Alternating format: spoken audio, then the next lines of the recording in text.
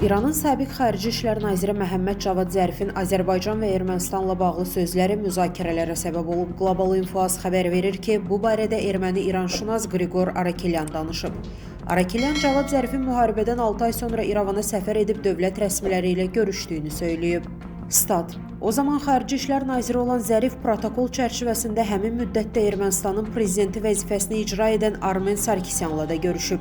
İranlı diplomat deyib ki, Sarkisyan həmin vaxt ondan bəzi sözlərini Bakıya səfəri zamanı Azərbaycan prezidenti İlham Əliyevə çatdırmasını xahiş edib. Zərifin sözlərinə görə Sarkisyan Əliyevə müraciətində deyib: "Biz 28 il əvvəl güclü, Azərbaycan zəif idi. Biz Qarabağı aldıq, o ölkəni, yəni Azərbaycanı aşağıladıq. Hətta danışıqlar belə aparmaq istəmədik.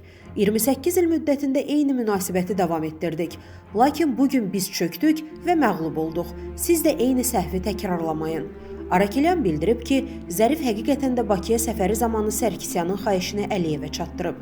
"Mən prezident İlham Əliyevlə görüşdüm, Ermənistan rəhbərinin sözlərini çatdırdım. Lakin vurğuladım ki, hazırda güclü olan sizsiniz və sülh bu istiqamətdə bərpa edilməlidir. Azərbaycan prezidenti bu fikirləri məntiqli hesab etdiyini və belə də olacağını söylədi" deyə Zərif vurğulayıb. Statın sonu.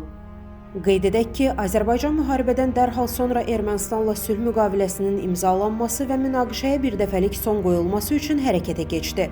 İrəvanla müxtəlif platformalarda danışıqlar aparıldı, daimi əlaqənin saxlanılması və sülh müqaviləsi ətrafında fikir mübadiləsi diqqətdə saxlanıldı.